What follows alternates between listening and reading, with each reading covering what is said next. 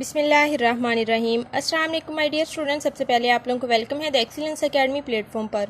Dear students, आज हमने first year biology का चैप्टर 5 टॉपिक हेपेटाइटिस को डिस्कस करना है। इस टॉपिक से रेलिवेंट जितने भी इंपॉर्टेंट शॉर्ट क्वेश्चन, एमसीक्यूज या लॉन्ग क्वेश्चन होंगे वो भी हम साथ साथ डिस्कस करेंगे।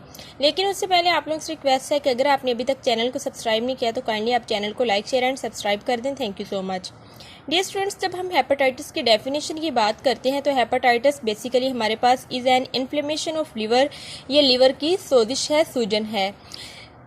हेपा का मीन होता है लिवर और टाइटिस का मीन होता है इन्फ्लेमेशन यानी कि सोजिश।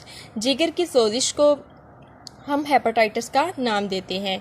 कॉजेज़ की बात करें तो इसमें हमारे पास कॉमन कॉजेज़ जो आती हैं वो वायरल इन्फेक्शन है। डिफरेंट तरह के वायरसेस होते हैं जो कि हेपेटाइटिस को काज करते हैं, और इसमें हमारे पास टॉक्सिक एजेंट्स और ड्रग्स वगैरह भी होते हैं जो कि हेपेटाइटिस को काज करते हैं।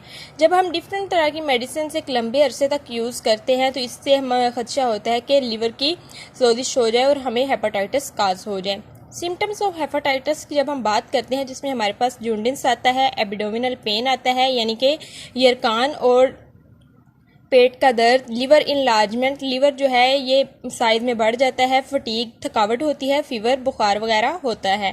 टाइप्स ऑफ हेपेटाइटिस की जब हम बात करते हैं तो इसकी डिफरेंट टाइप्स पाई जाती हैं, जिसमें hepatitis A, hepatitis B, hepatitis C, hepatitis D, hepatitis E, hepatitis F और हेपेटाइटिस जी वगैरह पाए जाते हैं। जो मोर कॉमन हेपेटाइटिस की टाइप्स हैं इसमें हमारे पास हेपेटाइटिस ए, हेपेटाइटिस बी और हेपेटाइटिस सी आता है।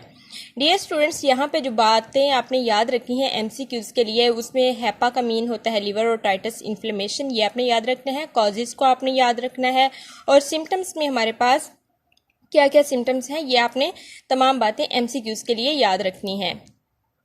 जब हम हेपेटाइटिस ए की बात करते हैं तो इसे एक्यूट इन्फेक्शन ये कॉज करता है, यानी कि थोड़े अरसे के लिए जो इन्फेक्शन कॉज करे उसे एक्यूट इन्फेक्शन कहते हैं। हेपेटाइटिस ए को हम इन्फेक्शियस हेपेटाइटिस बी बोलते हैं। ये आपने एमसीक्यूज के लिए बात याद रखनी है। और इसका जो पॉजिटिव एजेंट है यानी कि जो वायरस इसे कॉज करता है उसे एचएवी कहते हैं, और ये non RNA non envelope virus होता है। ये जो वायरस होता है ये कॉज करता है mild short term less virulent disease, यानी कि बहुत शॉर्ट टर्म के लिए ये वायरस जो है ये डिजीज को कॉज कर देता है। और इसकी मोर कॉमन सिम्टम्स की डियर स्टूडेंट्स जब हम बात करते हैं तो इसमें हमारे पास जूंडिस यानी यरकान, वॉमिटिंग और नोजिया यानी मतली वगैरह आना होते हैं। ये बातें आपने एमसीक्यूज के लिए याद रखनी है। हेपेटाइटिस बी की जब हम बात करते हैं तो इसमें जो इन्फेक्शन होता है ये क्रॉनिक इन्फेक्शन होता है, यानी कि लंबे अरसे तक इन्फेक्शन होता है। हेपेटाइटिस बी जो है ये हेपेटाइटिस ए से बहुत ज़्यादा ख़तरनाक है और इसे सीरम हेपेटाइटिस बोला जाता है। ये आपने एमसीक्यूज के लिए याद रखना है। और इसका पॉजिटिव एजेंट की बात करें तो ये भी एक वायरस के जरिए होता है जिसे एचबीवी वायरस कहते हैं, यानी कि हेपेटाइटिस बी वायरस।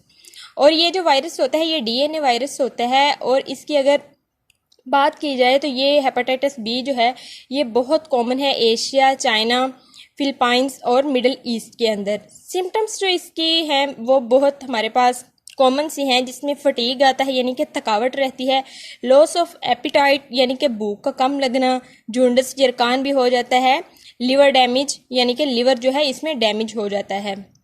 जूंडिस हमारे पास बेसिकली येलो फीवर होता है जो कि कॉज हो जाता है, इसमें ये वायरस की वजह से ये हेपेटाइटिस बी कॉज होता है और ये एक लंबे अरसे तक बीमारी रहती है। हेपेटाइटिस सी की जब हम बात करते हैं तो ये भी क्रॉनिक इन्फेक्शन होता है, यानी कि लंबे अरसे तक रहता है, और ये कॉज जो इसको करता है वो HCV यानी कि हेपेटाइटिस सी वायरस होता है। इस हेपेटाइटिस की अगर वायरस की बात करें तो ये आरएनए इन्वेलप वायरस होता है, और इसे हेपेटाइटिस को इन्फ्यूजन हेपेटाइटिस भी बोला जाता है। डियर स्टूडेंट्स, हेपेटाइटिस सी जो है ये लेस सीवियर होता है हेपेटाइटिस ए और हेपेटाइटिस बी से। ये आपने आरएनए इन्वेलप, नॉन इन्वेलप और डीएनए वायरसेस का याद रखना है बहुत अच्छे तरीके से। ये बहुत इंपॉर्टेंट एमसीक्यूज हैं। हेपेटाइटिस डी की जब हम बात करते हैं तो इसे डेल्टा हेपेटाइटिस कहा जाता है। ये भी बहुत इंपॉर्टेंट एमसीक्यूज है। हेपेटाइटिस ई जो है इसे डिस्कवर किया था हालबुर्रे और उसके कोवर्कर्स ने, और इसके ट्रांसमिशन की अगर बात की जाए तो ये फीसिस के जरिए होता है। इन्फेक्शियस पर्सन के फीसिस के जरिए, यानी कि अगर किसी पर्सन को इन्फेक्शन है, हेपेटाइटिस ई है, तो उसके फीसिस के जरिए, उसके फुजला के जरिए ये एक से दूसरे में ट्रांसमिट हो जाता है। यानी कि अगर उसने अपने हैंड वॉश नहीं किए हैं आफ्टर फीसिस, तो वो एक से दूसरे में इस तरह से उसके मुंतकली के चांसेस बहुत ज़्यादा होते हैं अगर वो उन्हीं हैंड्स के ज़रिए बाद में कोई काम करता है, खाता पीता है या किसी और को कुछ खाने पीने को देता है। तो इस तरह से ये हेपेटाइटिस ई एक से दूसरे में ट्रांसमिट हो जाता है। और ये इसका जो सोर्स है वो पिग है, यानी कि सूअर के ज़रिए ये इसका मोर कॉमन सोर्स सूअर है।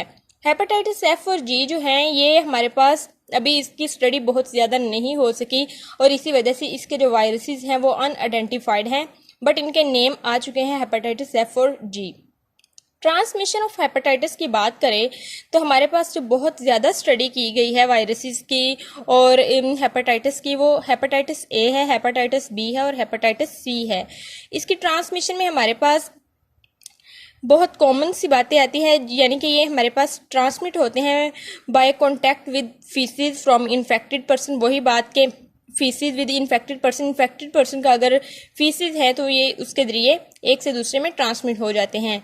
और ये ट्रांसमिट होते हैं by change of blood fluids जब हॉस्पिटल वगैरह में पेशेंट्स के चेंज होते हैं, यानी कि किसी मरीज को लगाए जाते हैं एक से दूसरे में ब्लड, तो भी ये हेपेटाइटिस एक से दूसरे में ट्रांसमिट हो जाता है। ब्लड सीरम से भी ये ट्रांसमिट होते हैं, ब्रेस्ट मिल्क और स्लाइवा के जरिए भी, यानी कि जब मदर अपने बेबी को फीड करवाती है तो उसके जरिए भी ये माँ से बच्चे में चले जाते हैं। और स्लाइवा के जरिए यानी ये थूक के जरिए भी एक से दूसरे में ट्रांसमिट होता है।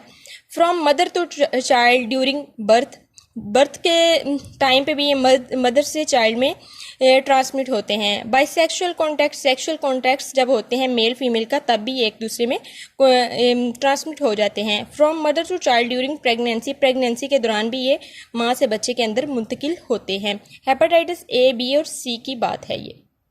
जब हम कंट्रोल या ट्रीटमेंट ऑफ हेपेटाइटिस की बात करते हैं तो इसके कंट्रोल में हमारे पास आता है कि ये सबसे पहले तो हमें हाइजीनिक मेजर्स लेना होते हैं कि सफाई सुथराई का बहुत ज़्यादा ख्याल रखना चाहिए। बाहर से चीज़ें वगैरह लेकर नहीं खानी चाहिए जो कि कॉन्टेमिनेटेड हों, जिनके ऊपर गर्द पड़ी हो, मट्टी हो और उसमें जिसमें बहुत ज़्यादा हमारे पास हाइजीनिक का ख्याल ना रखा गया हो, ऐसी चीज़ें खाने से अवॉइड करना चाहिए क्योंकि उसमें बहुत ज़्यादा चांसेस होते हैं कि कोई टॉक्सिक एजेंट्स हों या फिर वायरस हो, तो इससे हमें जो डिजीज़ है ये लग सकती है।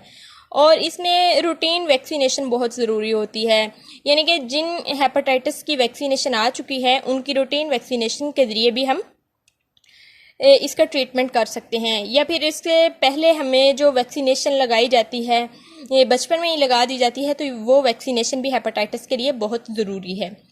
वैक्सीनेशन जो है इसकी अवेलेबिलिटी की बात करें तो हेपेटाइटिस ए के लिए भी अवेलेबल है और बी के लिए भी अवेलेबल है। इन्हीं के लिए अभी तक वैक्सीन जो है ये डिस्कवर हुई है by the screening of blood organ और टिश्यू ऑफ डोनर। तो इसके हमें जब भी हमें किसी को ब्लड देना हो, ऑर्गन देना हो, टिश्यू देना हो डोनर को, तो हमें ये पहले उसकी स्क्रीनिंग करवाना बहुत ज़रूरी है ताकि हमें पता चल सके कि आया कि पेशेंट को या जो बंदा डोनेट कर रहा है उससे हेपेटाइटिस तो नहीं है। तो ये तमाम बातें कंट्रोल या ट्रीटमेंट में हमारे पास आती हैं। होप सो डियर स्टूडेंट्स आपको लेक्चर समझ आया होगा। काइंडली आप चैनल को लाइक, शेयर एंड सब्सक्राइब करें। और ये जो है ये बहुत इंपॉर्टेंट एक लॉन्ग क्वेश्चन भी है। Thank you so much. अल्लाह हाफिज़।